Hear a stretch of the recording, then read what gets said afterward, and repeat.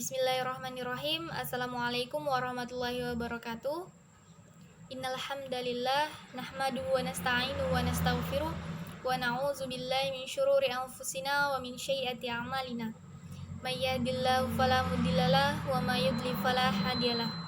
Asyhadu an la ilaha illallah wahdahu la syarikalah wa asyhadu anna Muhammadan abduhu wa rasuluh la nabiyya ba'da. Selamat pagi teman-teman. Semoga selalu dalam lindungan Allah. Di sini saya dan teman-teman saya, yaitu dari kelompok 2 yang beranggotakan 3 orang dengan judul Sholat Wajib dan Rukun-rukunnya. Sebelumnya perkenalkan, nama saya Ratu Kartika Negara. Di sini saya hanya menjelaskan sedikit tentang pengertian sholat wajib. Seperti yang bisa teman-teman lihat langsung dalam layar HP kalian sekarang. Yang di sini saya akan menjelaskan tentang pengertian sholat wajib. Mungkin langsung saja. Secara bahasa, sholat berasal dari bahasa Arab yang berarti doa. Sedangkan menurut istilah secara istilah dapat didefinisikan sebagai suatu bentuk peribadatan dalam bentuk rangkaian kegiatan yang diawali dengan takbiratul ihram dan diakhiri dengan mengucapkan salam. Sholat ialah beribadah kepada Allah yang diwajibkan atas setiap orang Islam, baik itu laki-laki maupun perempuan, berdasarkan atas syarat-syarat dan rukun tertentu. Yang menjadi sholat wajib bagi setiap orang Islam itu adalah sholat 5 waktu yang dikerjakan 5 kali sehari dalam waktu-waktu tertentu, kecuali orang-orang yang memang sedang berhalangan dan memang tidak bisa melaksanakan sholat wajib yang memang dibenarkan oleh agama, seperti misalnya orang yang sedang haid atau orang yang sedang nifas gitu kan, yang setelah melahirkan. Selebihnya itu kita tuh harus melakukan sholat wajib ini dan tidak boleh untuk ditinggalkan bagi orang-orang yang telah pubertas. Sholat wajib 5 waktu itu seperti halnya sholat subuh, yaitu 2 rakaat, sholat zuhur 4 rakaat, sholat asar 4 rakaat, sholat maghrib 3 rakaat, dan sholat isya 4 rakaat.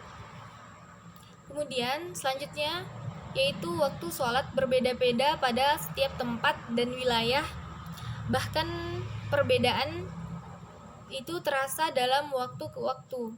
Sebab waktu sholat itu berkaitan dengan perbedaan semu matahari terhadap bumi.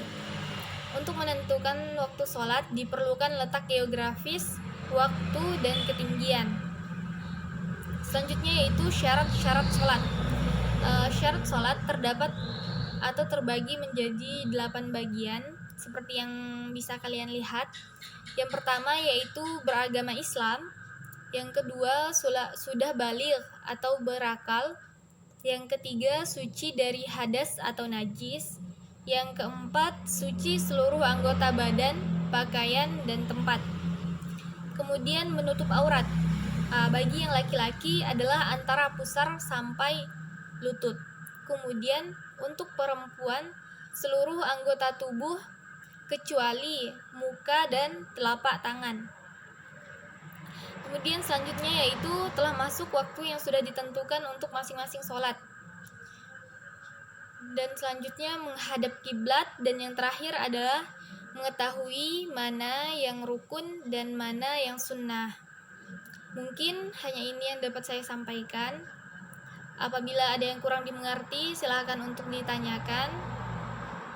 Untuk materi selanjutnya akan disampaikan oleh teman saya setelah saya ini. Mungkin sekian. Wassalamualaikum warahmatullahi wabarakatuh. Assalamualaikum warahmatullahi wabarakatuh. Terima kasih kepada moderator.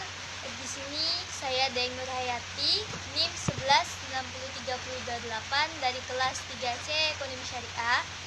Saya di sini sebagai pemateri 2. Saya akan menyampaikan materi tentang rukun sholat. Sebelum itu, saya akan menjelaskan apa itu rukun sholat. Rukun sholat adalah setiap perkataan atau perbuatan yang akan membentuk hakikat sholat. Jika salah satu rukun ini tidak ada, maka sholat pun tidak teranggap sebagai syar'i dan juga tidak bisa diganti dengan sujud sahwi. Baiklah, langsung saja saya sebutkan apa-apa saja yang termasuk dalam rukun sholat. Yang pertama ada membaca niat, yang kedua takbiratul ihram, yang ketiga berdiri bagi yang mampu dan boleh duduk atau berbaring bagi yang sedang sakit, yang keempat membaca surah Al-Fatihah pada tiap-tiap rakaat, yang kelima ruku dengan tumanina, yang keenam i'tidal dengan tumanina, yang ketujuh sujud dengan tumanina, yang kedelapan duduk antara dua sujud dengan tumanina, yang kesembilan duduk tasyahud akhir dengan tumanina, yang kesepuluh membaca tasyahud akhir, yang ke-11 membaca salawat Nabi pada tasyahud akhir, yang ke-12 membaca salam, dan yang terakhir itu tertib. Selanjutnya saya akan menyebutkan apa-apa saja hal-hal yang dapat membatalkan sholat.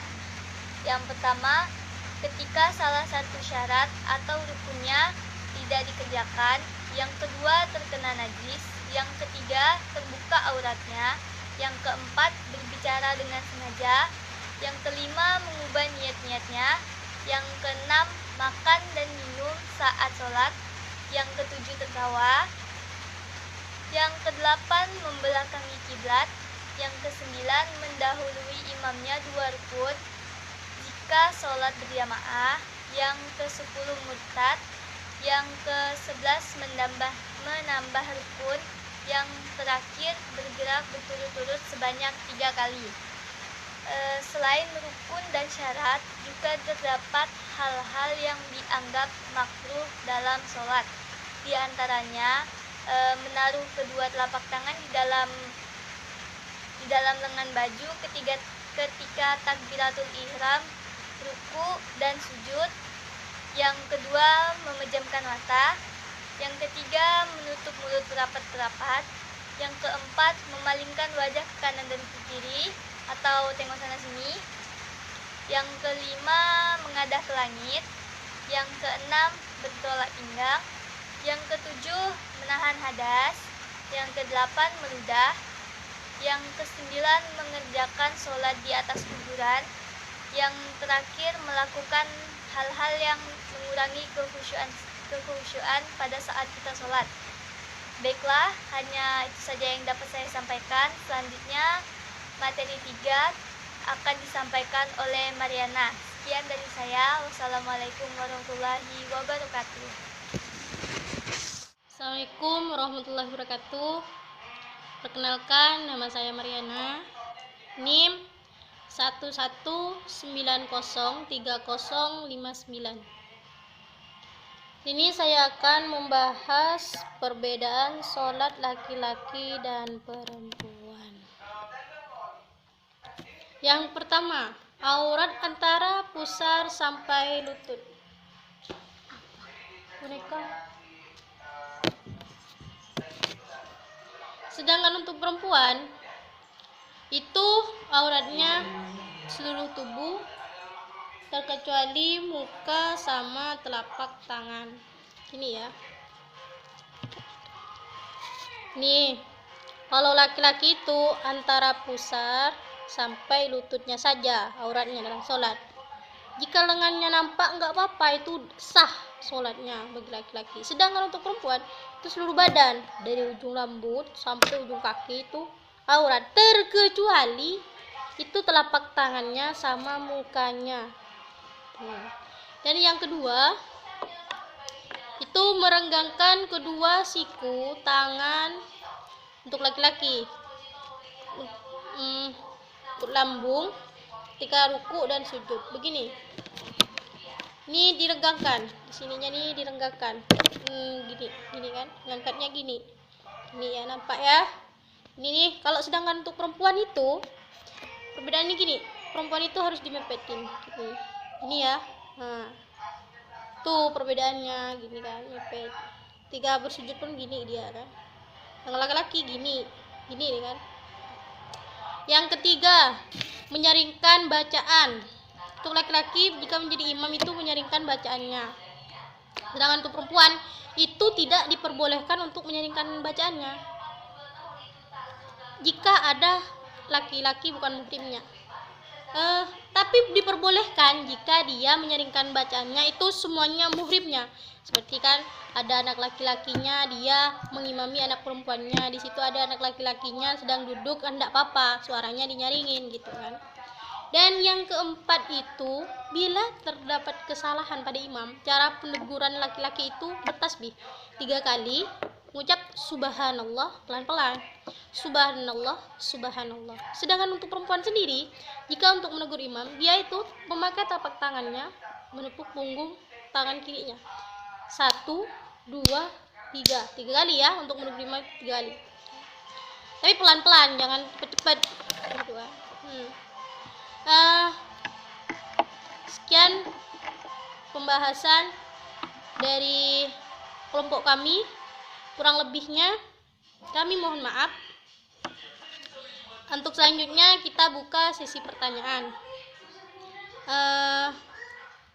Wabillahi taufiq wal hidayah. Assalamualaikum warahmatullahi wabarakatuh.